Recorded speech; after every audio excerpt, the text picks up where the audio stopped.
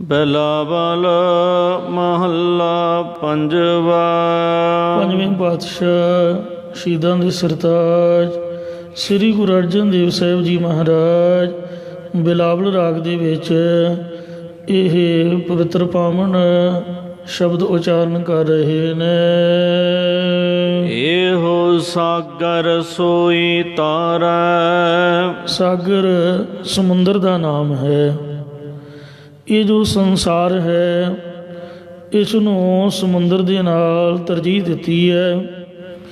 ਜਿਸ ਤਰ੍ਹਾਂ ਸਮੁੰਦਰ ਦੇ ਵਿੱਚ ਪਾਣੀ ਹੁੰਦਾ ਹੈ, ਇੰਜ ਇਹ ਜਿਹੜਾ ਸੰਸਾਰ ਸਮੁੰਦਰ ਹੈ ਇਹਦੇ ਵਿੱਚ ਪਦਾਰਥਾਂ ਰੂਪ ਪਾਣੀ ਲਬਾਲਬ ਭਰਿਆ ਹੋਇਆ ਹੈ।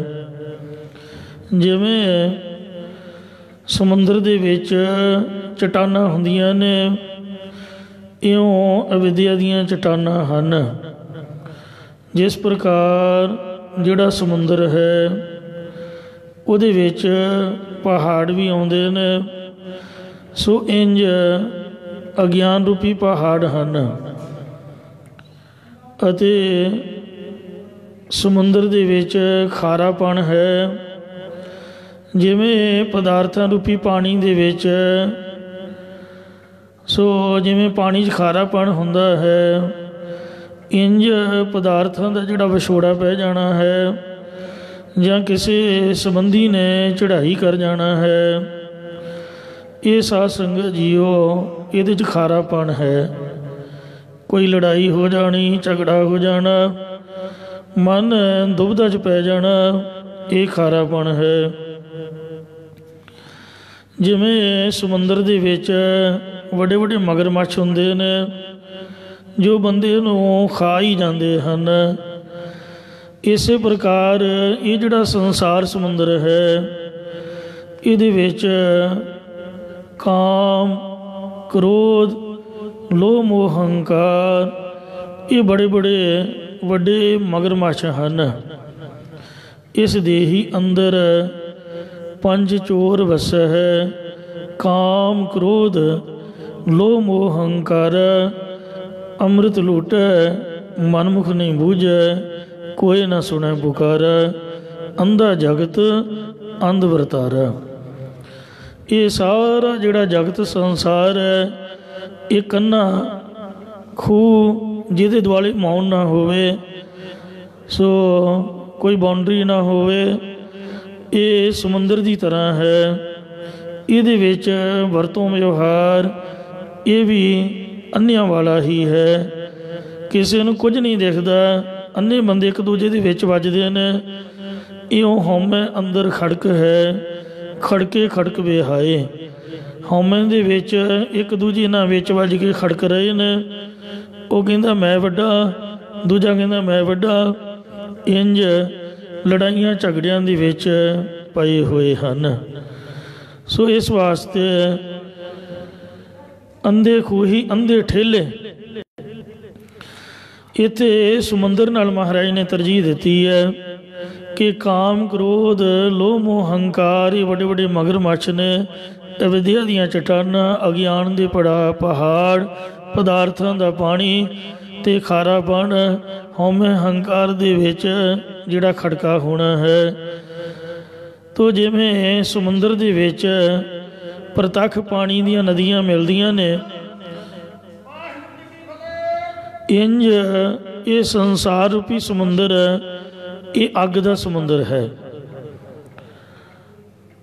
ਇਹ ਅੱਗ ਦੇ ਸਮੁੰਦਰ ਦੇ ਵਿੱਚ ਚਾਰ ਨਦੀਆਂ ਅੱਗ ਦੀਆਂ ਮਿਲਦੀਆਂ ਨੇ।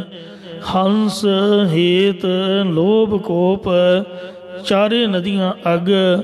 ਪਵਹਿ ਦੱਜਹਿ ਨਾਨਕਾ, ਤਰੀਐ ਕਰਮੀ ਲੱਗ। ਜਿਹੜਾ ਪੈ ਜਾਂਦਾ ਉਹ ਸੜ ਹੀ ਜਾਂਦਾ ਹੈ। ਕਰਮ ਬਖਸ਼ਿਸ਼ ਹੋਵੇ ਜਾਂ ਬੜੇ ਵੱਡੇ ਭਾਗ ਹੋਣ ਤਾਂ ਕਰਮਾਂ ਭਾਗਾਂ ਵਾਲਾ ਇਹਦੇ ਤੋਂ ਤਰ ਸਕਦਾ ਹੈ, ਨਹੀਂ ਤਾਂ ਇਹਦੇ ਵਿੱਚ ਗੋਤੇ ਖਾਹੀ ਨਾ ਨਿਕਲੇ। ਗੋਤੇ ਖਾਂਦਾ ਬੰਦਾ ਨਿਕਲਦਾ ਨਹੀਂ। ਸੋ ਇਹ ਗੁਰੂ ਜੀ ਨੇ ਦ੍ਰਿਸ਼ਟਾਂਤ ਦਿੱਤਾ ਹੈ ਸਮੁੰਦਰ ਦਾ। ਸਮੁੰਦਰ 'ਚ ਕੋਈ ਥਾਂ ਨਹੀਂ ਹੁੰਦਾ। ਜਿਹੜੇ ਜਹਾਜ਼ ਨੇ ਉਹ ਕੰਢਿਆਂ ਕੰਢਿਆਂ 'ਤੇ ਚੱਲਦੇ ਨੇ, ਤੇ ਬੰਦਰਗਾਹਾਂ ਤੇ ਜਿਹੜੇ ਰਾਡਾਰ ਲੱਗੇ ਹੁੰਦੇ ਨੇ ਉਹ ਚਾਨਣ ਮੁਨਾਰਿਆਂ ਦੇ ਹਿਸਾਬ ਨਾਲ ਜਾਂ ਡਾਇਰੈਕਸ਼ਨ ਦੇ ਹਿਸਾਬ ਨਾਲ ਧਰਤੀ ਦੇ ਸੰਪਰਕ 'ਚ ਚੱਲਦੇ ਨੇ। ਜੇ ਅੱਗੇ ਚਲੇ ਜਾਣ ਤਾਂ ਮੁੜ ਕੇ ਇੱਕ ਟੈਟਨਿਕ ਜਹਾਜ਼ ਸੀਗਾ, ਸ਼ਿਪ ਸਮੁੰਦਰੀ, ਉਹ ਅਜੇ ਤੱਕ ਲੱਭਾ ਹੀ ਨਹੀਂ। ਤੇ ਇਸ ਵਾਸਤੇ ਇਹ ਜਿਹੜਾ ਸੰਸਾਰ ਸਮੁੰਦਰ ਇਹਦੇ 'ਚ ਡੁੱਬਿਆ ਬੰਦਾ ਕੁਛ ਨਹੀਂ ਲੱਭਦਾ ਹੈ। ਪਾਤਸ਼ਾਹ ਸਤਿਗੁਰੂ ਅਰਜਨ ਦੇਵ ਮਹਾਰਾਜ ਫਰਮਾਉਂਦੇ ਨੇ ਇਹ ਜੋ ਸੰਸਾਰ ਸਮੁੰਦਰ ਹੈ ਉਹੀ ਪੁਰਸ਼ ਇਹਦੇ ਤੋਂ ਤਰ ਸਕਦਾ ਹੈ। ਜੋ ਹਰ ਗੁਣ ਗਾਏ, ਜਿਹੜਾ ਪੁਰਸ਼ ਹਰੀ ਪਰਮੇਸ਼ਰ ਦੇ ਗੁਣ ਗਾਇਨ ਕਰਦਾ ਹੈ, ਜਿਹੜਾ ਮਹਾਰਾਜ ਸੱਚੇ ਪਾਤਸ਼ਾਹ ਜੀ ਦੀ ਬਾਣੀ ਦਾ ਪਾਠ ਕਥਾ ਕੀਰਤਨ ਇਹੀ ਵਾਹਿਗੁਰੂ ਜੀ ਦੇ ਗੁਣ ਹਨ। ਜਿਹੜਾ ਗੁਣਾਂ ਨੂੰ ਗਾਇਨ ਕਰਦਾ ਉਹੀ ਇਹ ਸੰਸਾਰ ਸਮੁੰਦਰ ਤੋਂ ਤਰ ਸਕਦਾ ਹੈ। ਸਾਧ ਸੰਗਤ ਕੈ ਸੰਗ ਵਸੈ, ਜੋ ਸਾਧ ਸੰਗਤ ਸ੍ਰੇਸ਼ਟ ਮਹਾਤਮਾ ਜਾਣੇ ਉਹਨਾਂ ਦੀ ਸੰਗਤ ਦੇ ਨਾਲ ਜਿਹੜਾ ਵਸਦਾ ਹੈ। ਵਡ ਭਾਗੀ ਪਾਏ, ਉਹੀ ਇਹਦੇ ਤੋਂ ਤਰ ਸਕਦਾ, ਪਰੰਤੂ ਕੋਈ ਵੱਡੇ ਭਾਗਾਂ ਵਾਲਾ ਹੀ ਸੰਗਤ ਕਰਨੀ ਪਾਉਂਦਾ ਹੈ। ਸੁਣ ਸੁਣ ਜੀਵੈ ਦਾਸ ਤੁਮਾ, ਇਹ ਪਰਮਾਤਮਾ ਜੋ ਤੂੰ ਆਖਿਆ ਹੈ ਕਿਹਨੂੰ? ਗੁਰਬਾਣੀ ਨੂੰ। ਇਹਨੂੰ ਸੁਣ ਸੁਣ ਕੇ ਜਿਹੜੇ ਤੇਰੇ ਦਾਸ ਨੇ ਉਹਨਾਂ ਦੀ ਜ਼ਿੰਦਗੀ ਹੈ ਉਹ ਜਿਉਂਦੇ ਨੇ। ਬਾਣੀ ਜਨ ਆਖੀ, ਜੋ ਭਗਤ ਜਨਾਂ ਨੇ ਅੰਮ੍ਰਿਤ ਰੂਪ ਬਾਣੀ ਆਖੀ ਹੈ, ਉਚਾਰਨ ਕੀਤੀ ਹੈ, ਉਹਨੂੰ ਤੇਰੇ ਦਾਸ ਤੇਰੇ ਸੇਵਕ ਸ਼ਰਧਾ ਤੇ ਵਿਸ਼ਵਾਸ ਰੂਪ ਕੰਨਾਂ ਨਾਲ ਸਰਵਣ ਕਰਕੇ ਆਤਮਕ ਜੀਵਨ ਵੱਲ ਜਿਉਂਦੇ ਹਨ। ਪ੍ਰਗਟ ਭਈ ਸਭ ਲੋਮ ਹੈ, ਸੋ ਸਾਰੇ ਲੋਕਾਂ ਦੇ ਵਿੱਚ ਪ੍ਰਤੱਖ ਹੋਈ ਹੈ। ਸੇਵਕ ਕੀ ਰਾਖੀ, ਜਿਹੜੀ ਤੂੰ ਸੇਵਕ ਦਾਸ ਦੀ ਪੈਜ ਰੱਖਣਾ ਕੀਤੀ ਹੈ ਉਹ ਸਾਰੇ ਲੋਕਾਂ ਦੇ ਵਿੱਚ ਪ੍ਰਗਟ ਹੋਈ ਹੈ, ਭਾਵ ਸਾਰੇ ਸੰਸਾਰ ਵਿੱਚ ਉਗੜਾਈ ਹੈ। ਰਹਾਉ ਵਿਸ਼ਰਾਮ ਦੇ ਕਰ ਫੁਰਮਾਨ ਕਰਦੇ ਨੇ। ਅਗਨ ਸਾਗਰ ਤੇ ਕਾਂਡਿਆ, ਵਿਸ਼ਿਆਂ ਤ੍ਰਿਸ਼ਨਾ ਰੂਪੀ ਅੱਗ ਦੇ ਸਮੁੰਦਰ ਤੋਂ। ਆ ਵੇਖੋ ਅੱਗ ਦਾ ਨਾਮ ਵੀ ਆ ਗਿਆ। ਸ਼ਬਦ ਦੀ ਪ੍ਰਾਰੰਭਤਾ ਕੇਵਲ ਸਾਗਰ ਤੋਂ ਮਹਾਰਾਜ ਨੇ ਕੀਤੀ। ਇਹੋ ਸਾਗਰ ਸੋਈ ਧਰੈ, ਉੱਥੇ ਪਾਣੀ ਦਾ ਜਾਂ ਅੱਗ ਦਾ ਕੋਈ ਜ਼ਿਕਰ ਨਹੀਂ ਆਇਆ। ਤੇ ਪਰ ਜਿਹੜਾ ਪ੍ਰਤੱਖ ਸਮੁੰਦਰ ਉਹ ਤਾਂ ਪਾਣੀ ਦਾ ਹੈ। ਇੱਥੇ ਮਹਾਰਾਜ ਨੇ ਇਹਨੂੰ ਅੱਗ ਦਾ ਸਮੁੰਦਰ ਲਿਖਿਆ ਸੰਸਾਰ ਨੂੰ। ਜੋ ਇਹ ਅੱਗ ਤ੍ਰਿਸ਼ਨਾ ਰੂਪੀ ਅੱਗ ਹੈ, ਵਿਸ਼ਿਆਂ ਦੀ ਅੱਗ ਲੱਗੀ ਹੋਈ ਹੈ, ਈਰਖਾ ਦੀ ਅੱਗ ਇਹਦੇ 'ਚ ਲਟਾ ਲਟ ਬਲ ਰਹੀ ਹੈ। ਸਾਰੇ ਇਹਦੇ ਵਿੱਚ ਸੜ ਬਲ ਕੇ ਕੋਲੇ ਹੋ ਰਹੇ ਨੇ। ਕਲਯੁਗੀ ਜੀਵ ਇਹਨਾਂ ਦਾ ਮਨ ਸ਼ਾਂਤ ਨਹੀਂ ਹੈ। ਸਤਿਗੁਰੂ ਨਾਨਕ ਦੇਵ ਸੱਚੇ ਪਾਤਸ਼ਾਹ ਜੀ ਨੂੰ ਇਸੇ ਲਈ ਆਉਣਾ ਪਿਆ। ਜਿਸ ਵਕਤ ਧਰਤੀ ਦੀ ਪੁਕਾਰ ਹੋਈ ਕਿ ਹੇ ਮਹਾਰਾਜ ਮੈਂ ਸੜ ਰਹੀ ਹਾਂ, ਇੱਥੋਂ ਦੇ ਜੀਵ ਇੱਕ ਦੂਜੇ ਨਾਲ ਖਹਿਬਾਜੀ ਦੇ ਵਿੱਚ, ਸੋ ਈਰਖਾ ਦੀ ਅੱਗ ਦੇ ਵਿੱਚ ਸੜ ਰਹੇ ਨੇ। ਮੈਥੋਂ ਪਾਪਾਂ ਦਾ ਭਾਰ ਨਹੀਂ ਸਾਰਿਆ ਜਾਂਦਾ। ਭਾਈ ਗੁਰਦਾਸ ਸਾਹਿਬ ਜੀ ਨੇ ਵੀ ਇਹਦਾ ਜ਼ਿਕਰ ਕੀਤਾ ਤੇ ਕਵੀ ਸੰਤੋਖ ਸਿੰਘ ਜੀ ਨੇ ਵੀ ਕੀਤਾ ਹੈ ਕਿ ਧਰਤੀ ਨੇ ਵਾਹਿਗੁਰੂ ਜੀ ਦੇ ਚਰਨਾਂ ਵਿੱਚ ਪੁਕਾਰ ਕੀਤੀ ਤਾਂ ਸੁਣੀ ਪੁਕਾਰ ਦਾਤਾਰ ਪ੍ਰਭ। ਧਰਤੀ ਦੀ ਜਾਂ ਧਰਤੀ ਦੇ ਜੀਵਾਂ ਦੀ ਪਰਮਾਤਮਾ ਨੇ ਪੁਕਾਰ ਸੁਣੀ। ਸੁਣੀ ਪੁਕਾਰ ਦਾਤਾਰ ਪ੍ਰਭ, ਗੁਰੂ ਨਾਨਕ ਜਗ ਮਾਹੇ ਪਠਾਇਆ। ਸ੍ਰੀ ਗੁਰੂ ਨਾਨਕ ਦੇਵ ਜੀ ਮਹਾਰਾਜ ਨੂੰ ਜਗਤ ਵਿੱਚ ਭੇਜਿਆ। ਬਾਣੀ ਵਿੱਚ ਵੀ ਇਹਦਾ ਜਗਤ ਹੈ ਜ਼ਿਕਰ ਹੈ। ਮਹੱਲਾ ਤੀਜਾ। ਜਗਤ ਜਲੰਧਰ ਰਖ ਲੈ। ਜੀਆਂ ਨੇ ਪੁਕਾਰ ਕੀਤੀ ਕਿ ਜਗਤ ਨੂੰ ਛੱਡਦੇ ਨੂੰ ਹੇ ਵਾਹਿਗੁਰੂ ਜੀ ਰੱਖ ਲਵੋ। रख हो किरपा धार, तेरी शरण तेरे दरबार। तेरे दरबार साहब दी, तेरे दरवाजे दी शरण में महाराज पए आ, किरपा करके सानू रख लेना कर। जगत जलंदा रख ले अपनी किरपा धार। अपनी किरपा करो जी, जित दुआरे उबरै तितै लहो उबार। जिस संगत के दरवाजे तो साडा बचाव हो सकता, बाहर सारी अग लगी हुई है, चार छपेरे, इत्थे गुरुद्वारा ही बचिया होया है। क्यों? क्योंकि इत्थे बाणी का प्रवाह है। जिथे पानी की पुछाड़ होवे उथे अग तो बचिया जा सकता है। इत्थे साच नाम की अमृत वर्खा, ये वर्खा पै रही है। बाकी विकारां दी, ईर्खा दी, तृष्णा दी अग लटा लट बल रही है। किथे भी चले जाओ, मैनू तो बड़ा महसूस होंदा। की काम करदे हो? बाहरले लोगों को तुसीं पुछोगे ना भी की काम करदे हो, वो गुस्सा करनगे, वो कहणगे जॉब करदे आ। मतलब झाड़ू फेरन भी जॉब कहते हैं, यही काम है। उत्थे गंढे ते आलू पुट्टन भी जॉब ही कहते हैं। बैंक आदਿਕਾਂ ਦੇ ਵਿੱਚ ਲੀਰ फेरन का ही बहुत बड़ा काम है, बड़िया बड़िया तनख्वाहां ने, हथी किरत करन दा। इसलिए गुस्सा करते हैं भी उन्हें पुछया की है। तो इस वास्ते किन्नी तनख्वाह है, किन्ने पैसे बनते हैं। इन्ने लोग मूर्ख मैं वेखे ने, वो ये भी सवाल करते हैं भी गुरुद्वारे की गोलक किन्नी है। आपां तां हथ जोड़ के कह देईदा भी आपां तां गिणदे नहीं जी। फिर उन्होंने लिस्ट बना के दसी दी है भी इन्ने की जगह खरीदी है, इन्ने का सोना लग्या। मतलब ये ना वेखो भी गोलक चों निकलिया किन्ना है, तुसीं वेखो भी लगा किन्ना है। ये भी तो वेखो ना, जिवें आ रहा है तिवें ही जा रहा है। माया दासी भगतां की कार कमावे, ये तो भगतां नूं बनाउण वाले गुरु साहब खुद आप बैठे ने। बार जो कर दहन है सिद्ध सन्मुख मुख जो है, रिद्ध बसै बामांग जो तीन लोक अंतर मोह है। इतिहास तुसीं हर रोज़ पढ़ते सुनते हो, शामां नूं कथा आउंदी है, बार बार जिक्र आउंदा है कि जद गुरु साहब ने गुरता गद्दी दित्ती ते 5 पैसे ही भला भेटा क्यों कीते। हैरानी की गल है, नोट भी सोने दी मोहरां भी भेटा कर सकते सन, केवल 5 पैसे। 5 पैसे कोई गिनती नहीं है, एक माया का जनायक है।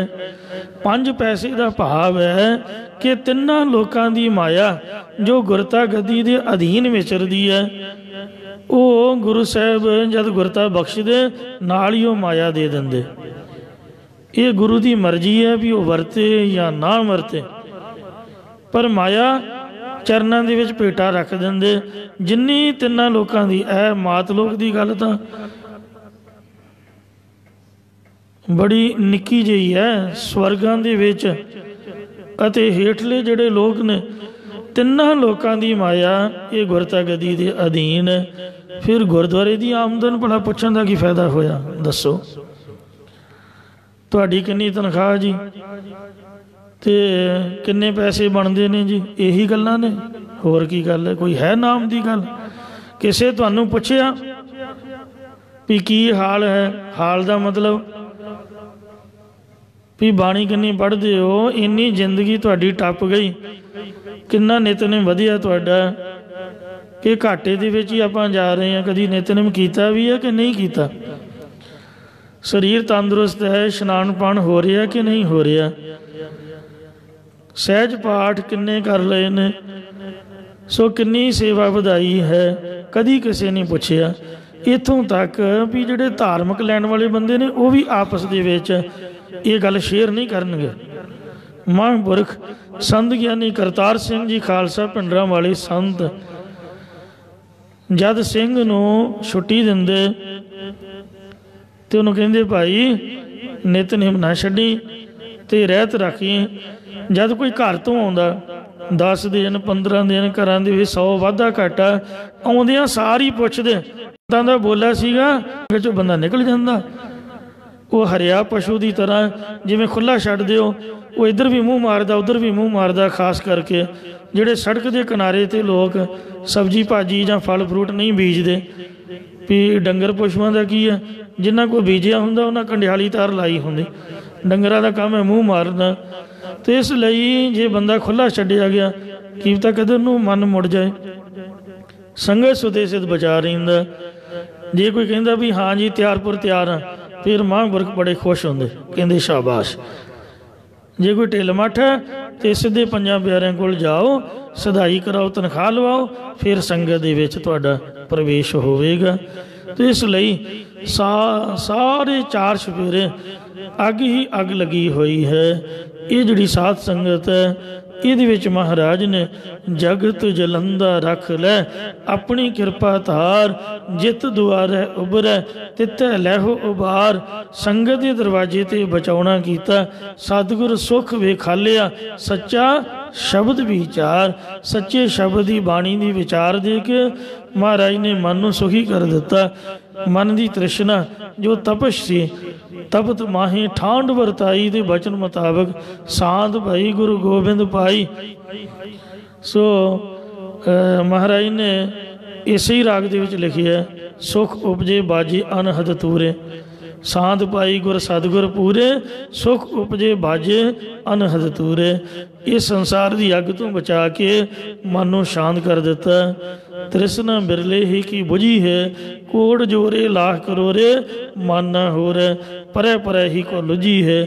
ਇੰਨੀ ਮਾਇਆ ਰੱਬ ਨੇ ਖਿਲਾਰੀ ਹੋਈ ਹੈ ਵੀ ਚਾਦਰ ਡਬਲ ਬੈੱਡ ਦੀ ਵਿਛਾ ਕੇ ਝਾੜੂ ਫੇਰ ਕੇ ਜਿੰਨੀਆਂ ਮਰਜ਼ੀ ਪੰਡਾਂ ਦੀਆਂ ਪੰਡਾਂ ਚੁੱਕ ਕੇ ਕੀ ਫਾਇਦਾ।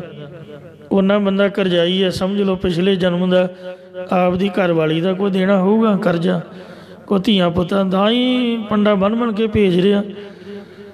ਫਲਾਣੇ ਦਾ ਵਿਆਹ ਕਰਤਾ, ਫਲਾਣੇ ਦਾ ਦੂਜਾ ਕੰਮ ਸਾਰਤਾ, ਆਪਦਾ ਕੀ ਸਵਾਰਿਆ? ਕੱਖ ਵੀ ਨਹੀਂ।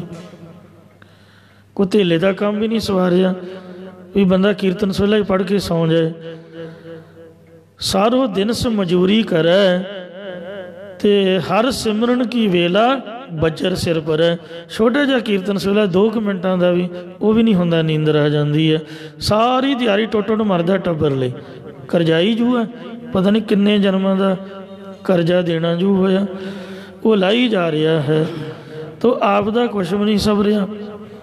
ਇਸ ਵਾਸਤੇ ਸਾਰੋ ਦਿਨਸ ਮਜ਼ਦੂਰੀ ਕਰੈ ਹਰ ਸਿਮਰਨ ਕੀ ਵੇਲਾ ਬੱਜਰ ਸਿਰ ਪਰੈ।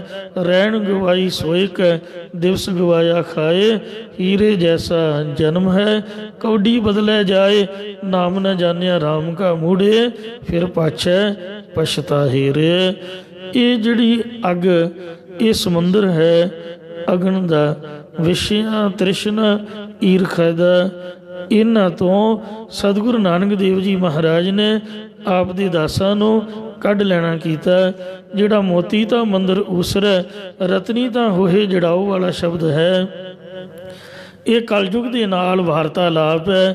ਸਤਿਗੁਰੂ ਜੀ ਨੇ ਉਹਦੇ ਤੋਂ ਬਚਨ ਲਿਆ ਕਿ ਜਿੱਥੇ ਮੇਰੀ ਸੰਗਤ ਹੋਵੇ, ਮੇਰੇ ਗੁਰਸਿੱਖ ਹੋਣ, ਜਿੱਥੇ ਬਾਣੀ ਹੋਵੇ, ਕੀਰਤਨ ਹੋਵੇ, ਉੱਥੇ ਇਹ ਕਲਯੁਗ ਤੂੰ ਨਹੀਂ ਜਾਣਾ, ਤੇਰਾ ਪ੍ਰਭਾਵ ਨਹੀਂ ਹੋਣਾ ਚਾਹੀਦਾ। ਉਹਨੇ ਗੱਲ ਮੰਨੀ ਹੈ ਕਿ ਮਹਾਰਾਜ ਮੈਂ ਆਪ ਤੋਂ ਆਪ ਦੀ ਸੰਗਤ ਤੋਂ ਦੂਰ ਰਹਾਂਗਾ। ਅਗਨ ਸਾਗਰ ਤੇ ਕੰਡਿਆ। ਇਉਂ ਪਾਤਸ਼ਾਹ ਨੇ ਆਪਦੇ ਦਾਸ ਭਾਈ ਮਰਦਾਨਾ ਜੀ ਨੂੰ ਕਈ ਵਾਰ ਉਹਦਾ ਮਨ ਉਟਕ ਜਾਂਦਾ, ਪਰ ਗੁਰੂ ਸਾਹਿਬ ਸਮਝਾਉਂਦੇ ਗੁਰ ਕਾ ਸ਼ਬਦ ਰਤਨ ਹੈ ਹੀਰੇ ਜਿਤ ਜੜਾਓ। ਸ਼ਬਦ ਰਤਨ ਜਿਤ ਮਨ ਲਾਗਾ ਇਹੋ ਹੋਆ ਸਮਾਓ। ਹੇ ਮਰਦਾਨਾ ਜੀ, ਤੈਨੂੰ ਸ਼ਬਦ ਰਤਨ ਮੈਂ ਦਿੱਤਾ। ਕੀਰਤਨ ਨਿਰਮੋਲਕ ਹੀਰਾ ਆਨੰਦ ਗੁਣੀ ਗਹੀਰਾ, ਅਨਹਦ ਬਾਣੀ ਪੂੰਜੀ ਸੰਤਨ ਹੱਥ ਰਾਖੀ ਕੂੰਜੀ। ਇਹ ਖਜ਼ਾਨਾ ਜੋ ਕੀਰਤਨ ਦਾ ਹੈ ਇਹ ਬੜਾ ਨਿਰਮੋਲਕ ਹੈ। ਇਹ ਹੀਰੇ ਮੋਤੀ ਜਵਾਹਰਾਤਾਂ ਨੇ ਇਹਦੀ ਬਰਾਬਰੀ ਭਲਾ ਕੀ ਕਰ ਲੈਣੀ ਹੋਈ। ਤੇ ਇਸ ਵਾਸਤੇ ਇਹ ਬਾਣੀ ਦਾ ਖਜ਼ਾਨਾ ਅਖੁੱਟ ਖਜ਼ਾਨਾ ਸਤਿਗੁਰ ਦੀ ਆ, ਟੋਟ ਨਹੀਂ ਰੇ ਮੋਗੇ। ਸਮਝਾ ਕੇ ਉਹਨੂੰ ਆਪਦੇ ਚਰਨਾਂ ਵਿੱਚ ਰੱਖਿਆ।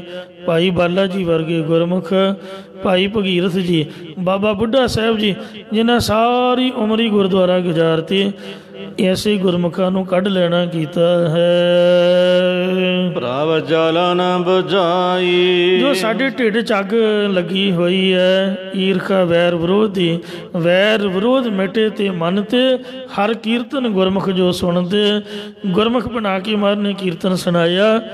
ਤੇ ਇਹ ਜਿਹੜੀ ਅੱਗ ਸੀਗੀ ਅੰਦਰੋਂ ਜਲਣਤਾ ਵਿਸ਼ੇ ਵਿਕਾਰਾਂ ਦੀ ਨਾਮ ਰੂਪ ਪਾਣੀ ਦੇ ਨਾਲ ਬੁਝਾ ਦੇਣਾ ਕੀਤੀ ਹੈ। ਇਹ ਫੁਹਾਰਾ ਚੱਲ ਰਿਹਾ ਹੈ, ਝਰਨਾ ਝਰਦਾ ਨਿਜਰੋਂ ਗੁਰਮੁਖ ਬਾਣੀ ਅਗੜ ਕਢਾਈ। ਅੰਮ੍ਰਿਤ ਨਾਮ ਜਲ ਸੰਚਿਆ, ਸੋ ਦਾਸਾਂ ਸੇਵਕਾਂ ਦੇ ਹਿਰਦਿਆਂ ਰੂਪ ਧਰਤੀ ਤੇ ਅੰਮ੍ਰਿਤ ਨਾਮ ਰੂਪੀ ਵਾਹਿਗੁਰੂ ਜੀ ਨੇ, ਸਤਿਗੁਰੂ ਨਾਨਕ ਦੇਵ ਮਹਾਰਾਜ ਨੇ ਜਲ ਛਿੜਕਿਆ ਹੈ। ਗੁਰ ਭਏ ਸਹਾਈ, ਉਹਨਾਂ ਦਾਸਾਂ ਦੇ ਗੁਰੂ ਸਾਹਿਬ ਜੀ ਆਪ ਸਹਾਇਕ ਹੋਏ ਨੇ, ਆਪ ਸਹਾਈ ਹੋਆ, ਸੱਚੇ ਦਾ ਸੱਚਾ ਢੋਆ। ਜਨਮ ਮਰਨ ਦੁਖ ਕਾਟਿਆ, ਗੁਰੂ ਜੀ ਨੇ ਕਿਰਪਾ ਕਰਕੇ ਉਹਨਾਂ ਦਾ ਜੰਮਣ ਅਤੇ ਮਰਨ ਰੂਪੀ ਜਿਹੜਾ ਦੁੱਖ ਕਸ਼ਟ ਹੈ ਉਹ ਕੱਟ ਦਿੱਤਾ ਹੈ। ਸੁਖ ਕਾ ਥਾਨ ਪਾਇਆ, ਔਰ ਉਹਨਾਂ ਦਾਸਾਂ ਨੇ ਸੁਖ ਦਾ ਸਥਾਨ ਭਾਵ ਸਾਧ ਸੰਗਤ ਨੂੰ ਪਾਇਆ ਹੈ, ਜਾਂ ਸੁਖ ਦਾ ਅਸਥਾਨ ਅੰਮ੍ਰਿਤ ਨਾਮ ਹਿਰਦੇ ਵਿੱਚੋਂ ਪ੍ਰਗਟ ਕਰਕੇ ਵਿਖਾ ਦਿੱਤਾ ਹੈ। ਸਾਧ ਸੰਗਤ ਕੈ ਬਾਸਵੈ ਕਲਮਲ ਸਭ ਰਸਨਾ, ਨਾਮ ਕਹਿਤ ਗੋਬਿੰਦ ਕਾ ਸੂਚੀ ਭਈ ਰਸਨਾ। ਇਹ ਸੰਗਤ ਦਾ ਸੁਖ ਅਸਥਾਨ ਹੈ। ਕਾਟੇ ਸਿਲਕਾ ਭ੍ਰਮ ਮੋਹ ਕੀ, ਸਿਲਕ ਨਾਮ ਹੈ ਫਾਹੀ ਦਾ, ਭਰਮ ਅਤੇ ਮੋਹ ਦੀ ਫਾਹੀ ਹੈ ਜੋ ਸਾਨੂੰ ਗੁਰਦੁਆਰੇ ਨਹੀਂ ਆਉਣ ਦਿੰਦੇ, ਅੰਮ੍ਰਿਤ ਨਹੀਂ ਛਕਣ ਦਿੰਦੇ।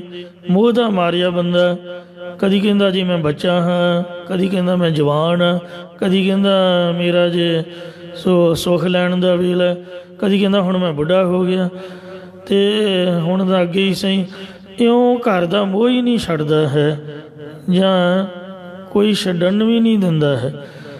ਸੋ ਪਰਿਵਾਰ ਦੇ ਮੈਂਬਰਾਂ ਦਾ ਇੰਨਾ ਮੋਹ ਪਿਆਰ ਹੈ ਵੀ ਉਹਨਾਂ ਦੇ ਮੋਹ ਪਿਆਰ ਵਿੱਚ ਲਾ ਕੇ ਅੰਮ੍ਰਿਤ ਦੀ ਰਹਿ ਤੋਂ ਵਾਂਝਾ ਰਹਿ ਜਾਂਦਾ। ਹੋਰ ਤਾਂ ਹੋਰ ਕੋਈ ਦਾੜ੍ਹੀ ਹੀ ਰੱਖ ਲਵੇ ਅਤੇ ਦੁਨੀਆ ਉਹਨੂੰ ਹੀ ਨਹੀਂ ਟਿਕਣ ਦਿੰਦੀ ਵੀ ਲੈ ਬਾਬਾ ਬਣ ਗਿਆ ਇਸੇ ਉਮਰ ਹੀ। ਇਹ ਲੋਕਾਂ ਦੇ ਮਨ 'ਚ ਭਰਮ ਹੈ, ਅਤੇ ਨੌਜਵਾਨਾਂ ਦੇ ਮਨ 'ਚ ਵੀ ਭਰਮ ਪਾਤਾ ਵੀ ਤੇਰਾ ਤਾਂ ਵਿਆਹ ਨਹੀਂ ਹੋਣਾ। ਦੱਸੋ ਸੱਚੀ ਗੱਲ ਜੇ।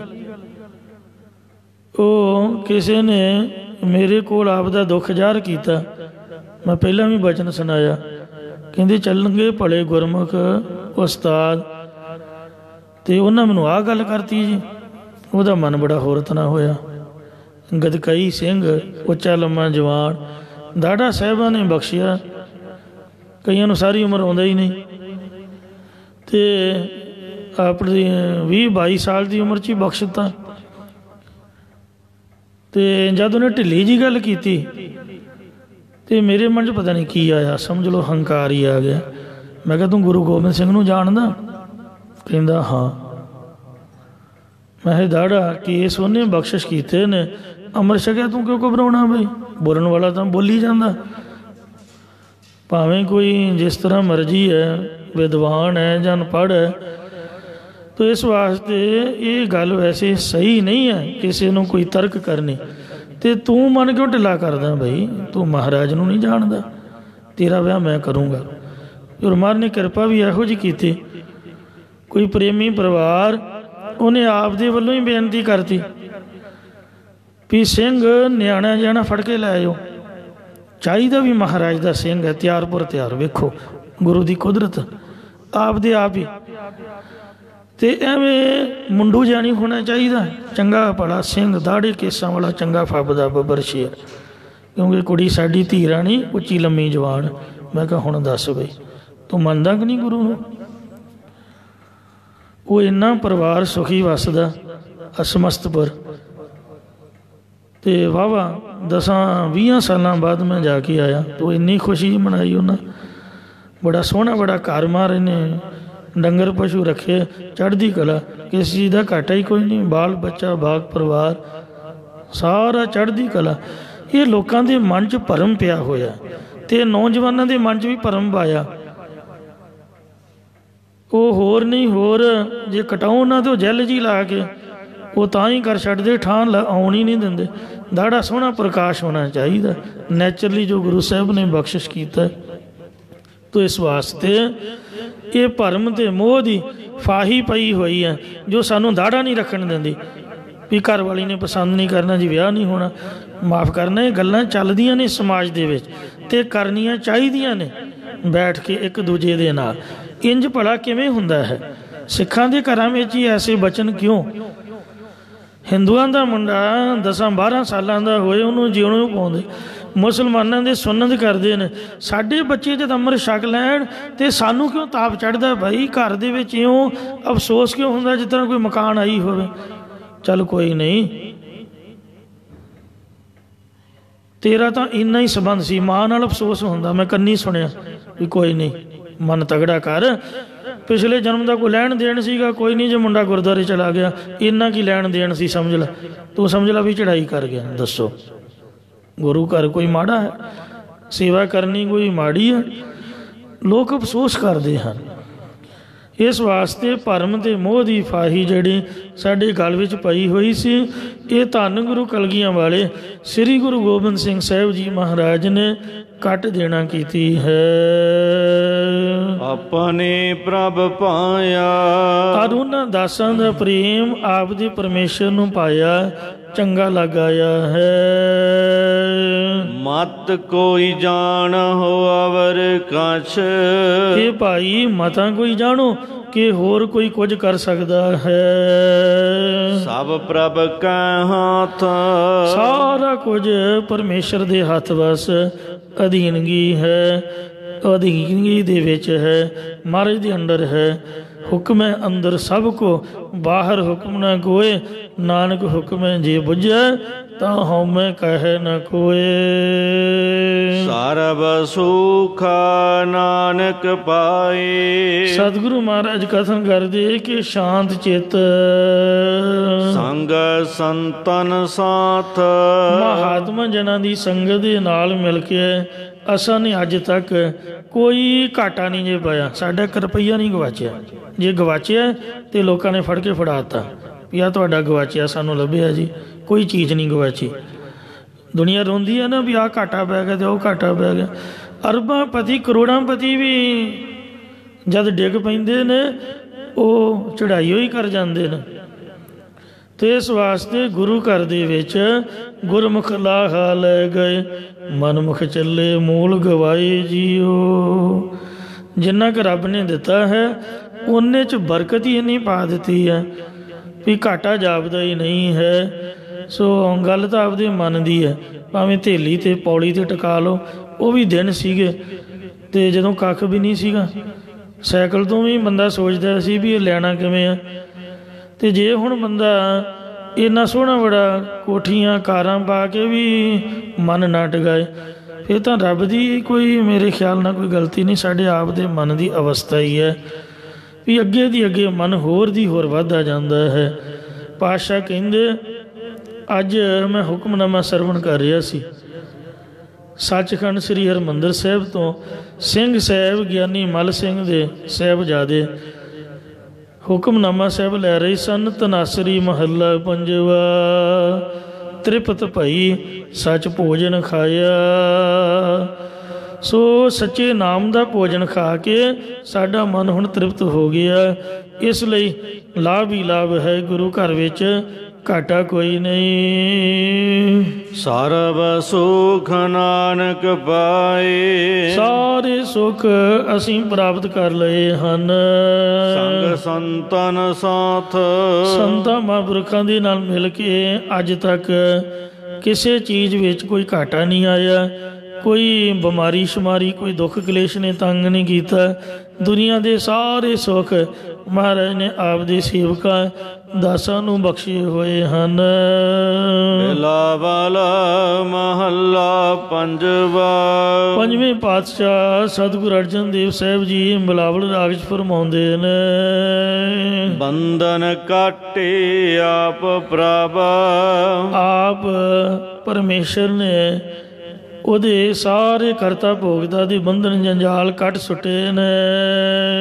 ਹੋਆ ਕਿਰਪਾਲ, ਜਿਹਦੇ ਉੱਪਰ ਪਰਮਾਤਮਾ ਵਾਹਿਗੁਰੂ ਕਿਰਪਾਲੂ ਦਿਆਲੂ ਹੋਇਆ, ਉਹਦੇ ਮੋਹ ਮਾਇਆ ਦੇ ਬੰਧਨ ਕੱਟ ਦਿੱਤੇ ਨੇ।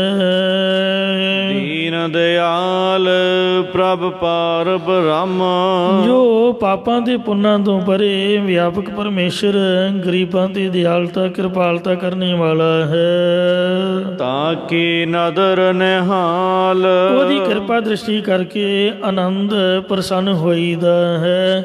ਇਸ ਲਈ ਜਿਹੜੀ ਕਥਾ ਜਾਂ ਕੀਰਤਨ ਤਾਂ ਸਾਨੂੰ ਘਰ ਬੈਠਿਆਂ ਵੀ ਪ੍ਰਾਪਤ ਹੋ ਸਕਦਾ ਹੈ। ਸਾਇੰਸ ਦੇ ਸਾਧਨ ਨੇ। ਗੁਰਦੁਆਰੇ ਕਿਉਂ ਆਈਦਾ ਹੈ? ਕਿਰਪਾ ਕਟਾਖ ਅਵਲੋਕਨ ਕੀਨੋ, ਦਾਸ ਕਾ ਦੂਰ ਦੁਖ ਵਿਦਾਰਿਓ। ਸੋ ਜਿਹੜੀ ਕਿਰਪਾ ਦੀ ਨਜ਼ਰ ਹੈ ਉਹ ਸਿੱਧੀ ਗੁਰੂ ਦੇ ਵਿੱਚ ਅਟੈਚਮੈਂਟ ਬਣਦੀ ਹੈ। ਮਰ ਨੇ ਸਿੱਧਾ ਸੰਬੰਧ ਵਾਹਿਗੁਰੂ ਨਾਲ ਸਾਡਾ ਜੋੜਿਆ। ਗੁਰੂ ਜੀ ਦੇ ਚਰਨਾਂ ਦੇ ਵਿੱਚ ਹਰੇਕ ਨੂੰ ਬੈਠਣ ਦਾ ਅਧਿਕਾਰ ਹੈ। ਉਹ ਕਿਰਪਾ ਘਰ ਬੈਠਿਆਂ ਨਹੀਂ ਮਿਲਦੀ, ਜਿਹੜੀ ਇੱਥੇ ਮਿਲਦੀ ਹੈ। ਇਸ ਵਾਸਤੇ ਸੋ ਜਿਹਦੇ 'ਤੇ ਮਹਾਰਾਜ ਕਿਰਪਾਲੂ ਦਿਆਲੂ ਹੋਇਆ ਹੈ ਅਤੇ ਜਿਹਦੇ 'ਤੇ ਨਦਰ ਦੀ ਕਿਰਪਾ ਦ੍ਰਿਸ਼ਟੀ ਕੀਤੀ ਹੈ, ਉਹ ਨਿਹਾਲ ਆਨੰਦ ਪ੍ਰਸੰਨ ਹੋ ਗਿਆ। ਅਮੈ ਦ੍ਰਿਸ਼ਟ ਸੁਭ ਕਰੈ, ਹਰੈ ਅਗ ਪਾਪ ਸਕਲ ਮਲ, ਕਾਮ ਕ੍ਰੋਧ ਯਾਰ ਲੋਭ ਮੋਹ, ਵਸ ਕਰੈ ਸਭੈ ਬਲ, ਸਦਾ ਸੁਖ ਮਨ ਵਸੈ, ਦੁਖ ਸੰਸਾਰੈ ਖੋਵੈ, ਗੁਰ ਨਾਮ ਨਿਧ ਦਰਿਆਓ, ਜਨਮ ਹਮ ਕਾਲਖ ਧੋਵੈ, ਸੋ ਕਹੋ ਟਲ ਗੁਰ ਸੇਵੀਐ, ਅਹਨਿਸ ਸਹਿਜ ਸੁਭਾਏ, ਦਰਸ਼ਨ ਪਰਸਿਐ ਗੁਰੂ ਕੈ, ਜਨਮ ਮਰਨ ਦੁਖ ਜਾਏ। ਗੁਰ ਪੂਰੈ ਕਿਰਪਾ ਕਰੀ, ਪੂਰੀਆਂ ਸਤਿਗੁਰਾਂ ਨੇ ਕਿਰਪਾ ਮਿਹਰ ਕੀਤੀ ਹੈ। ਕਾਟਿਆ ਦੁਖ ਰੋਗ, ਔਰ ਜੰਮਣ ਮਰਨ ਦਾ ਦੁੱਖ, ਅਗਿਆਨ ਹੰਕਾਰ ਦਾ ਰੋਕ ਕੱਟ ਦਿੱਤਾ ਹੈ। ਮਨ ਤਨ ਸੀਤਲ ਸੁਖੀ ਪਿਆ, ਗੁਰਮੁਖ ਜਨਾਂ ਦਾ ਮਨ ਵੀ ਵਿਕਾਰਾਂ ਦੀ ਅੱਗ ਵੱਲੋਂ ਠੰਡਾ ਹੋ ਗਿਆ ਤੇ ਤਨ ਸਰੀਰ ਵੀ ਪਦਾਰਥਾਂ ਦੀ ਦੌੜ ਭੱਜ ਤੋਂ ਰਹਿਤ ਹੋ ਕੇ ਸੁੱਖ ਦੀ ਸਹਿਤ ਹੋਇਆ ਹੈ। ਪ੍ਰਭ ਧਿਆਵਨ ਜੋਗ, ਆਰਾਧਨ ਯੋਗ ਲਾਇਕ ਪਰਮੇਸ਼ਰ ਨੂੰ ਸਿਮਰ ਕੇ ਗੁਰਮੁਖ ਜਨਾਂ ਦਾ ਮਨ ਠੰਡਾ ਠਾਰ ਹੋ ਗਿਆ ਹੈ। ਤਨ ਸੀਤਲ ਮਨ ਸੀਤਲ ਥੀਆ, ਰਹਾਉ ਵਿਸ਼ਰਾਮ ਦੇ ਕਰ ਫੁਰਮਾਨ ਕਰਦੇ ਨੇ। ਔਖਦ ਹਰ ਕਾ ਨਾਮ ਹੈ, ਔਖਦ ਨਾਮ ਹੈ ਔਸ਼ਧੀ ਦਵਾਈ ਦਾ। ਮਾੜਾ ਮੋਟਾ ਢਿੱਲ ਮੱਠ ਤਾਂ ਚੱਲਦੀ ਰਹਿੰਦੀ ਹੈ, ਕਦੀ ਠੰਡ ਲੱਗ ਗਈ ਕਦੀ ਗਰਮੀ ਬਹਿ ਗਈ, ਅਤੇ ਇਸ ਲਈ ਬੜਾ ਖਿਆਲ ਰੱਖਣਾ ਪੈਂਦਾ ਹੈ ਅਤੇ ਦਵਾਈ ਬੂਟੀ ਵੀ ਲੈਣੀ ਪੈਂਦੀ ਹੈ। ਗੁਰੂ ਘਰਾਂ 'ਚ ਵੀ ਹੌਸਪੀਟਲ ਲੈਬੋਰਟਰੀਆਂ ਬਣੀਆਂ ਹੋਈਆਂ ਨੇ। ਡਾਕਟਰ ਨਾਲ ਸਲਾਹ ਕਰਕੇ ਆਪਦੀ ਪ੍ਰੋਬਲਮ ਸੋਲਵ ਕਰੋ। ਮਨ ਪਰੇਸ਼ਾਨ ਨਹੀਂ ਹੋਣਾ ਚਾਹੀਦਾ। ਚਿੰਤਾ ਜਿਹੜੀ ਹੈ ਅੱਧੀ ਤਾਂ ਡਾਕਟਰ ਹੀ ਚੁੱਕ ਦਿੰਦਾ ਗੱਲਬਾਤ। ਸੋ ਇਸ ਲਈ ਸਲਾਹ ਮਸ਼ਵਰਾ ਲੈਣਾ, ਦਵਾਈ ਬੂਟੀ ਲੈਣ ਦਾ ਕੋਈ ਹਰਜ ਨਹੀਂ। ਅਤੇ ਪਰ ਖਾਣ ਲੱਗਿਆਂ ਰੱਬ ਦਾ ਨਾਮ ਜ਼ਰੂਰ ਲੈਣਾ ਚਾਹੀਦਾ। ਆਸਰਾ ਮਹਾਰਾਜ ਦਾ ਹੋਣਾ ਚਾਹੀਦਾ। ਇਹ ਮਨ ਦੀ ਸ਼ਰਧਾ ਹੋਣੀ ਚਾਹੀਦੀ ਹੈ। ਔਖਦ ਆਏ ਰਾਸ ਵਿੱਚ ਆਪ ਖਲੋਇਆ, ਜੇ ਹਰੀ ਦਾ ਨਾਮ ਹੈ ਤਾਂ ਹੀ ਦਵਾਈ ਅਸਰ ਕਰਦੀ ਹੈ। ਫਿਰ ਸਿਆਣੇ ਕਹਿੰਦੇ ਵੀ ਸਵਾਹ ਦੀ ਪੁੜੀ ਨਾਲ ਵੀ ਆਰਾਮ ਆ ਜਾਂਦਾ, ਕੋਈ ਟੈਸਟ ਟੁਸਟ ਕਰਾਉਣ ਦੀ ਲੋੜ ਨਹੀਂ, ਅਤੇ ਮਾੜੀ ਮੋਟੀ ਦਵਾਈ ਨਾਲ ਹੀ ਆਰਾਮ ਆ ਜਾਂਦਾ। ਅਤੇ ਜੇ ਰੱਬ ਦੀ ਨਿਗਾਹ ਪੁੱਠੀ ਹੈ ਅਤੇ ਫਿਰ ਜਿੰਨੇ ਮਰਜ਼ੀ ਟੈਸਟ ਕਰਾਈ ਜਾਓ, ਜੋ ਮਰਜ਼ੀ ਖਾਈ ਜਾਓ, ਆਰਾਮ ਹੀ ਨਹੀਂ ਆਉਂਦਾ। ਇਸ ਲਈ ਹਰੀ ਪਰਮੇਸ਼ਰ ਦਾ ਅੰਮ੍ਰਿਤ ਰੂਪੀ ਨਾਮ ਅਸਲੀ ਅਤੇ ਬਿਮਾਰੀਆਂ ਤੋਂ ਰਹਿਤ ਕਰਨ ਵਾਲੀ ਇੱਕ ਸੁੰਦਰ ਦਵਾਈ ਹੈ, ਜੋ ਖਾਂਦਿਆਂ ਸਾਰੀ ਅਸਰ ਕਰਦੀ ਹੈ। ਸੁਖਮਨੀ ਸੁਖ ਅੰਮ੍ਰਿਤ ਪ੍ਰਭ ਨਾਮ, ਭਗਤ ਜਨਾਂ ਕੈ ਮਨ ਬਿਸਰਾਮ। ਦਾੜ ਹਿੱਲੂਗੀ ਜ਼ਰੂਰ ਪਰ ਦਰਦ ਚੁੱਕ ਦੇਊਗਾ ਮਹਾਰਾਜ। ਅਤੇ ਇਸ ਵਾਸਤੇ ਬੁਖਾਰ ਭਾਵੇਂ ਚੜ੍ਹਿਆ ਹੋਵੇ ਪਰ ਮਨ ਦੀ ਚਿੰਤਾ ਖਤਮ ਕਰ ਦੇਊਗਾ। ਤੋ ਇਸ ਵਾਸਤੇ ਸੋ ਮਨ ਨੂੰ ਧੀਰਜ ਆਉਂਦੀ ਹੈ। ਮਹਾਰਾਜ ਦੀ ਬਾਣੀ ਪੜ੍ਹ ਕੇ, ਮਹਾਰਾਜ ਦਾ ਨਾਮ ਲੈ ਕੇ, ਸਭ ਤੋਂ ਉੱਤਮ ਔਸ਼ਧੀ ਮਹਾਰਾਜ ਦਾ ਨਾਮ ਗੁਰਬਾਣੀ ਹੈ। ਦੁਖ ਭੰਜਨ ਤੇਰਾ ਨਾਮ ਜੀ, ਦੁਖ ਭੰਜਨ ਤੇਰਾ ਨਾਮ, ਸੁਖ ਮਨੀ ਸੁਖ ਅੰਮ੍ਰਿਤ ਪ੍ਰਭ ਨਾਮ, ਭਗਤ ਜਨਾਂ ਕੈ ਮਨ ਬਿਸਰਾਮ। ਜਿਤ ਰੋਗ ਨਾ ਵਿਆਪੈ। ਦੁਨਿਆਵੀ ਰੋਗਾਂ ਦੀ ਤਾਂ ਕੀ ਗੱਲ ਕਰਨੀ, ਜੋ ਹੰਕਾਰ ਦਾ ਰੋਗ ਹੈ, ਅਗਿਆਨ ਦਾ ਰੋਗ ਹੈ, ਇਤਿਆਦਿਕ ਜਿਹੜੇ ਅੰਤਰੀਵ ਰੋਗ ਹਨ, ਨਾਮ ਦੀ ਦਵਾਈ ਦੇ ਨਾਲ ਨਹੀਂ ਤੰਗ ਕਰਦੇ, ਲੱਗਦੇ ਨਹੀਂ ਹਨ। ਸਾਧ ਸੰਗ ਮਨ ਤਨ ਹਿਤੈ। ਜਦ ਸਾਧ ਸੰਗਤ ਸ੍ਰੇਸ਼ਟ ਮਹਾਤਮਾ ਜਨਾਂ ਦੇ ਨਾਲ ਆਪਾਂ ਮਿਲੀਏ ਤਾਂ ਮਨ ਹਿਰਦਾ ਤੇ ਤਨ ਸਰੀਰ ਇਹ ਕਰਕੇ ਪਰਮੇਸ਼ਰ ਦਾ ਨਾਮ ਉਹਦੇ ਵਿੱਚ ਪਿਆਰ ਲੱਗਣ ਲੱਗ ਜਾਂਦਾ ਹੈ। ਇਸ ਲਈ ਸੰਗਤ ਕੰਪਲਸਰੀ ਹੈ। ਇੱਕ ਫੌਜੀ ਗੁਰਮੁਖ ਸੋਹੀਆਂ ਦੇ ਰਹਿਣ ਵਾਲੇ, ਤੇ ਮੇਰਾ ਸੁਭਾਅ ਹੈ ਵੀ ਚੰਗਾ ਬਚਨ ਸਾਂਝਾ ਕਰਨਾ। ਉਹਨੂੰ ਮੈਂ ਪੁੱਛਿਆ ਵੀ ਤੂੰ ਹੈ ਤੇ ਫੌਜੀ, ਤੇ ਕਿਵੇਂ ਤੂੰ ਅੰਮ੍ਰਿਤ ਛਕਿਆ, ਕਿਵੇਂ ਤੈਨੂੰ ਲਾਗ ਲੱਗੀ? ਕਹਿੰਦਾ ਵੀ ਫੌਜ ਦੇ ਵਿੱਚ ਸਭ ਕੁਝ ਮਿਲਦਾ ਸੀ, ਮੈਸ ਦੇ ਵਿੱਚ ਖਾਣਾ ਪੀਣਾ ਵੀ ਚੱਲਦਾ ਰਿਹਾ, ਡਰਿੰਕ ਸਭ ਕੁਛ ਵਧੀਆ। ਤੇ ਗੁਰਦੁਆਰੇ ਦੇ ਗ੍ਰੰਥੀ ਨੇ ਜਾਰੀ ਪੈ ਗਈ। ਉਹਨੇ ਆਖਿਆ ਵੀ ਤੂੰ ਮਿਲਣੀ ਆ ਜਾਇਆ ਕਰ। ਤੇ ਜਦੋਂ ਰਹਿ ਰਸ ਹੋਣੀ ਤੇ ਮੈਂ ਬਹਿ ਕੇ ਸੁਣਨੀ, ਉਹਨੇ ਕਰਨੀ, ਦੋਵਾਂ ਗੱਲਾਂ ਬਾਤਾਂ ਮਾਰਨੀਆਂ ਤੇ ਆ ਕੇ ਮੁੜ ਕੇ ਸਭ ਕੁਝ ਖਾਣਾ ਪੀਣਾ ਵੀ। 6 ਮਹੀਨੇ ਕਹਿੰਦੇ ਇਸ ਤਰ੍ਹਾਂ ਚੱਲਿਆ, ਰਹਿ ਰਸ ਵੀ ਚੱਲੀ ਤੇ ਖਾਣਾ ਪੀਣਾ ਵੀ ਚੱਲਿਆ। ਮੁੜ ਕੇ ਫਿਰ ਮਨ ਨੇ ਲਾਹਣਤ ਪਾਈ ਆਪਦੇ ਆਪ ਨੂੰ ਵੀ ਤੂੰ ਕਰਦਾ ਕੀ ਹੈ, ਇੱਕ ਪਾਸਾ ਚੂਜ਼ ਕਰ ਲਾ, ਜਾਂ ਤਾਂ ਆਪਦਾ ਪਹਿਲਾ ਕੰਮ ਚਲਾਈ ਜਾ ਤੇ ਜਾਂ ਹੁਣ ਨਵਾਂ ਕੰਮ ਜਿਹੜਾ ਫੜਿਆ ਇਹ 'ਚ ਮਨ ਜੋੜ ਲੈ। ਉਹ ਰਹਿ ਰਸ ਇਹੋ ਜਿਹੀ ਮਨ 'ਚ ਵਸੀ ਕਿ ਉਹ ਜ਼ਬਾਨੀ ਯਾਦ ਹੋ ਗਈ, ਉਹ ਤੋਂ ਬਗੈਰ ਤਾਂ ਦਿਲ ਘਟਣਾ ਕਹਿੰਦੇ।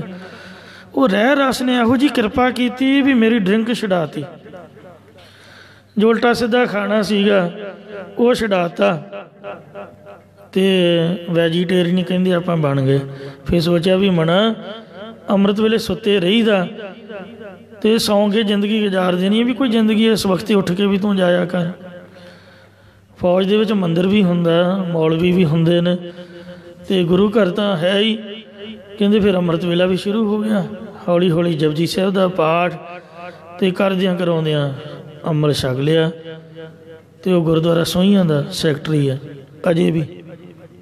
ਜਦ ਵੀ ਕਥਾ ਦਾ ਟਸਾਵਾਂ ਉਹੀ ਫੋਨ ਕਰਦਾ। ਇੰਨੀ ਮਹਾਰਾਜ ਦੀ ਕਿਰਪਾ, ਮਹਾਰਾਜ ਦੀ ਬਾਣੀ ਜਿਹੜੀ ਹੈ ਸੰਗਤ ਹੈ, ਇਹ ਬਲਾਮਤਾਂ ਤੋਂ, ਕਈ ਕਹਿੰਦੇ ਨਾ ਮਨ ਸਾਫ਼ ਹੋਣਾ ਚਾਹੀਦਾ। ਮਨ ਸਾਫ਼ ਤਾਂ ਗੁਰਦੁਆਰੇ ਹੋਣਾ ਹੈ। ਦਿਓ ਸੂਨੀ ਸਾਧਕ ਬੀਜਣ ਢੋਲਾਵੋ।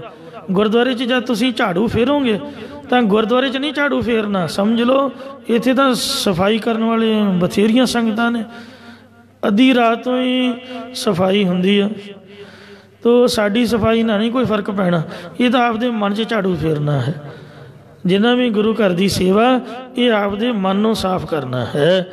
ਇਸ ਲਈ ਜਿਵੇਂ ਜਿਵੇਂ ਸੰਗਤ 'ਚ ਸਮਾਂ ਵੱਧਦਾ, ਬਾਣੀ 'ਚ ਚਿੱਤ ਜੁੜਦਾ, ਤਿਵੇਂ ਤਿਵੇਂ ਔਗਣ ਆਪਣੇ ਆਪ ਹੀ ਬਾਹਰ ਨਿਕਲ ਕੇ ਭੱਜੀ ਜਾਂਦੇ ਨੇ।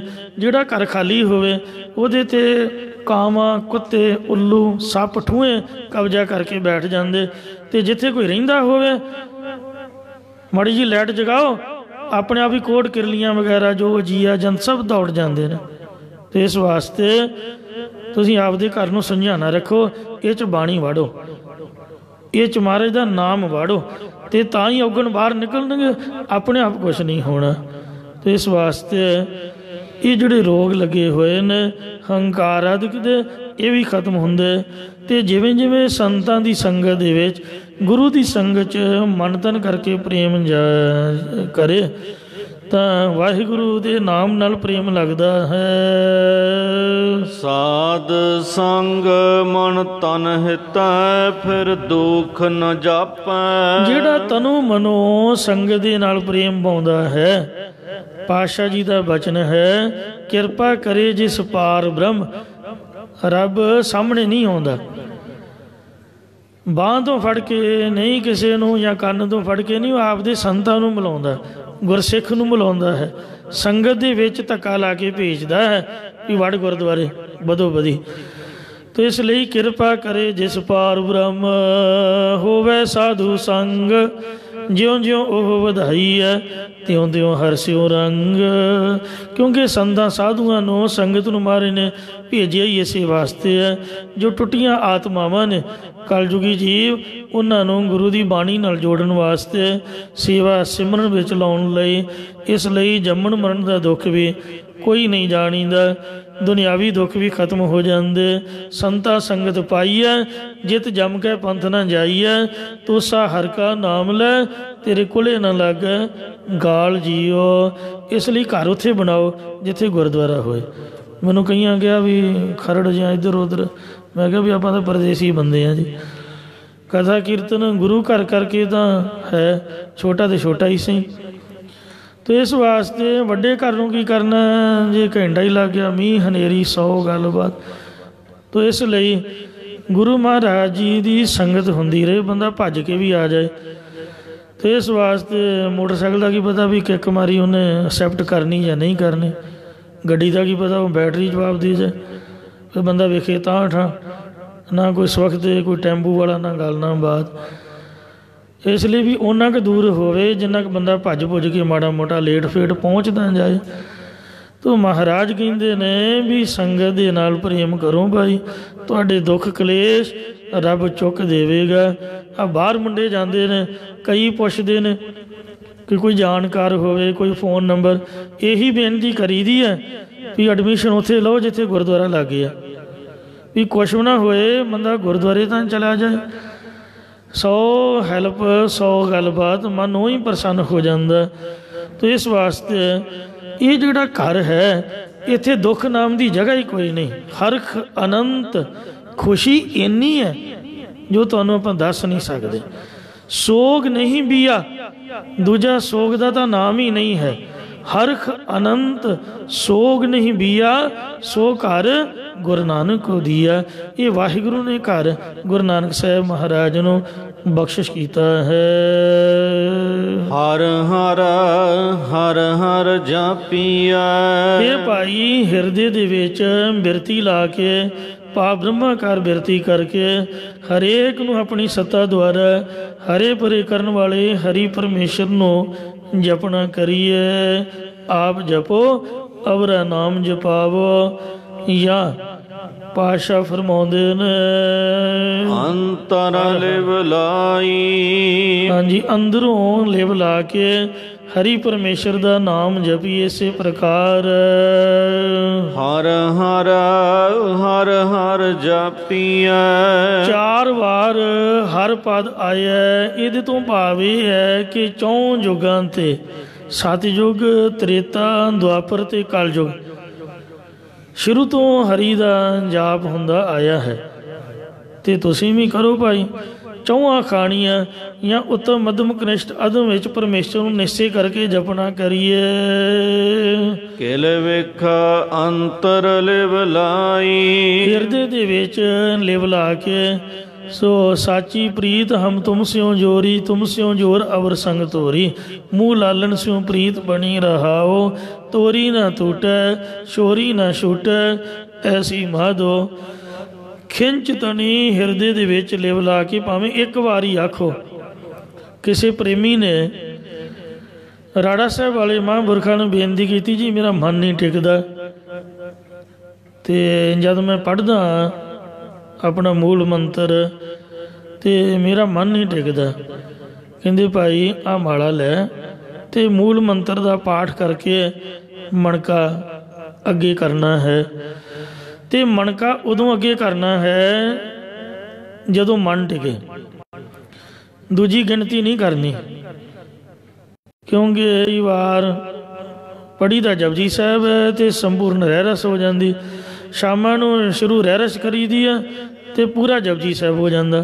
ਫਿਰ ਸੋਚੀਦਾ ਵੀ ਟਾਈਮ ਤਾਂ ਰਹਿਰਸ ਦਾ ਹੈ, ਭੋਗ ਪੈ ਗਿਆ ਕੀਤੀ ਛੁੱਟੀ ਨਾਲ ਜਪਜੀ ਸਾਹਿਬ ਦਾ, ਇਹ ਕੀ ਹੋ ਗਿਆ। ਉਹ ਸੋਦਰ ਦੀ ਪੌੜੀ ਤੋਂ ਆਸਾ ਮਹੱਲਾ ਪਹਿਲਾਂ ਕਹਿਣਾ ਭੁੱਲ ਗਏ, ਜ਼ਬਾਨ ਬਾਣੀ ਪੜ੍ਹੀ ਗਈ ਅਤੇ ਜਿਹੜਾ ਮਨ ਹੈ ਉਹਦੀ ਹਾਜ਼ਰੀ ਨਹੀਂ ਲੱਗੀ। ਤੋ ਇਸ ਲਈ ਉਹ ਗਿਣਤੀ 'ਚ ਨਹੀਂ ਪਿਆ। ਦੁਬਾਰਾ ਤੋਂ ਫਿਰ ਕਰ ਲਓ। ਤੋ ਮਹਾਂਪੁਰ ਕਹਿੰਦੇ ਵੀ ਇਸ ਤਰ੍ਹਾਂ ਤੂੰ ਮਨ ਟਿਕਾਉਣ ਦਾ ਯਤਨ ਕਰ।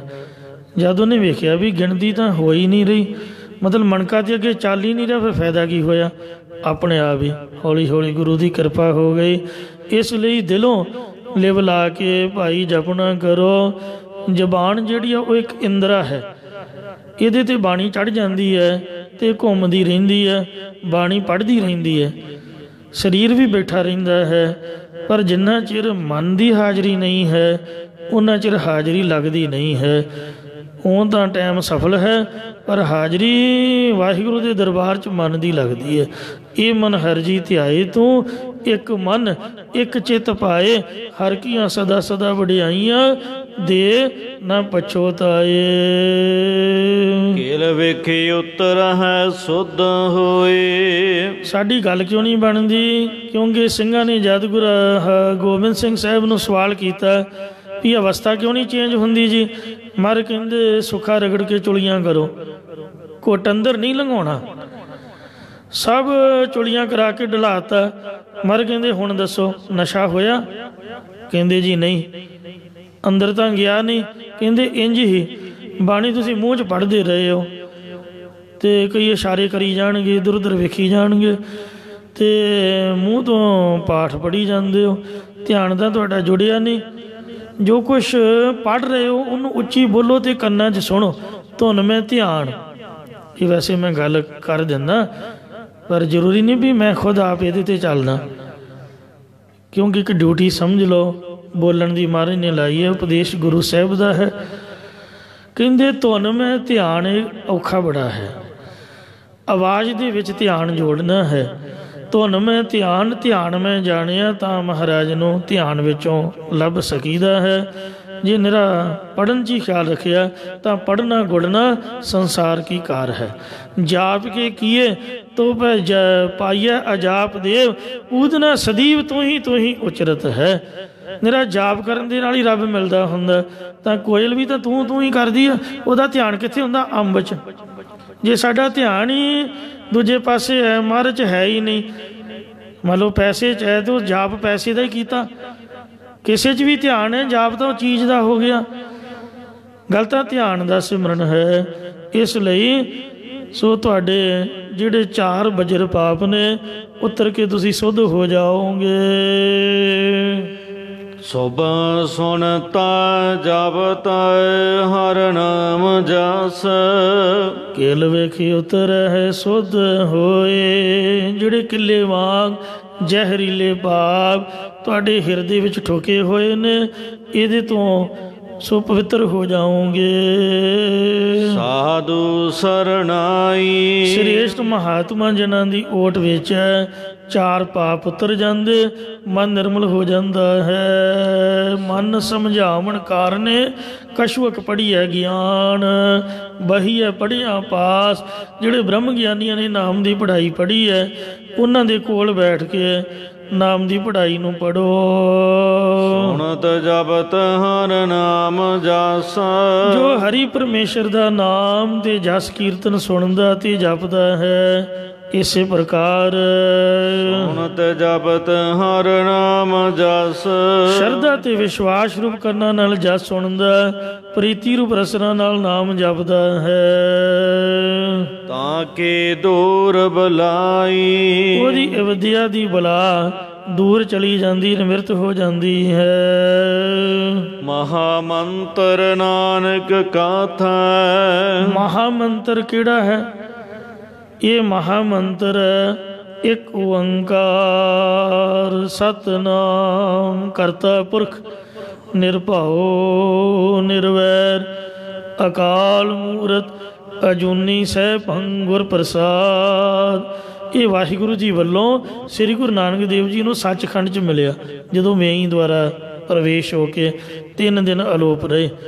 ਅੱਗੇ ਬਾਬੇ ਨਾਨਕ ਨੇ ਜਪ ਉਚਾਰਿਆ, ਜਪ ਆਦ ਸੱਚ ਜੁਗਾਦ ਸੱਚ ਨਾਨਕ ਹੋਸੀ ਵੀ ਸੱਚ। ਨਾਨਕ ਦੀ ਮੋਹਰ ਲਾ ਕੇ ਤੇ ਮੂਲ ਮੰਤਰ ਗੁਰਸਿੱਖਾਂ ਨੂੰ ਅੱਗੇ ਬਖਸ਼ਿਆ। ਕਈ ਕਹਿੰਦੇ ਵੀ ਮੂਲ ਮੰਤਰ ਗੁਰ ਪ੍ਰਸਾਦ ਤੱਕ। ਉਹਨਾਂ ਗੁਰਮੁਖਾਂ ਦੀ ਸ਼ਰਧਾ ਇੱਥੋਂ ਤੱਕ ਹੈ ਤੇ ਇੱਥੋਂ ਤੱਕ ਜਪਣ, ਕੋਈ ਬਾਤ ਨਹੀਂ।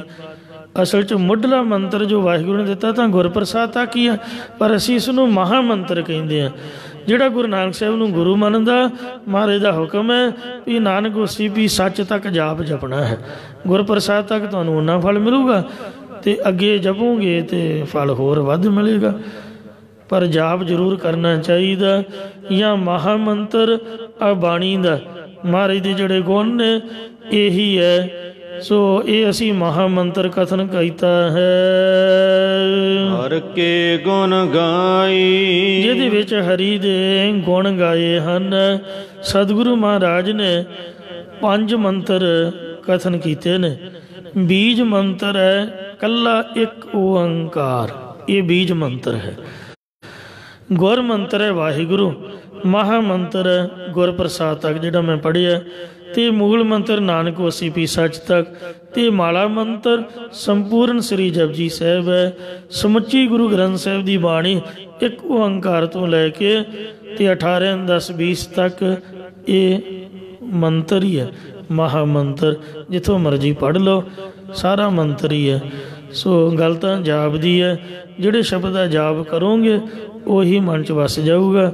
ਜਪਜੀ ਸਾਹਿਬ ਪੜ੍ਹੋਗੇ ਉਹ ਚੱਲ ਪਊਗਾ, ਸੁਖਮਨੀ ਸਾਹਿਬ ਪੜ੍ਹੋਗੇ ਉਹ ਚੱਲ ਪਊਗਾ। ਗੱਲ ਤਾਂ ਅਭਿਆਸ ਦੀ ਹੈ। ਵਾਹਿਗੁਰੂ ਕਹੋਗੇ ਵਾਹਿਗੁਰੂ ਚੱਲੂਗਾ, ਮੂਲ ਮੰਤਰ ਪੜ੍ਹੋਗੇ ਮੂਲ ਮੰਤਰ ਚੱਲ ਪਊਗਾ। ਇਹ ਗੁਰੂ ਸਾਹਿਬ ਦੀ ਕਿਰਪਾ ਹੈ।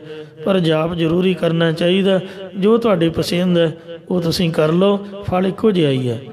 ਭੁੱਲਾਂ ਚੁੱਕਾਂ ਖਿਮਾ ਕਰਨੀਆਂ ਜੀ, ਅੱਗੇ ਤੋਂ ਸਮਤ ਬਖਸ਼ਣੇ। ਸੁਣਤ ਜਪਤ ਹਰ ਨਾਮ ਜਸ, ਤਾਕੀ ਦੂਰ ਬਲਾਈ। ਮਹਾ ਮੰਤਰ ਨਾਨਕ ਕਥੈ, ਹਰ ਕੇ ਗੁਣ ਗਾਈ। ਵਾਹਿਗੁਰੂ ਜੀ ਕਾ ਖਾਲਸਾ, ਵਾਹਿਗੁਰੂ ਜੀ ਕੀ ਫਤਿਹ।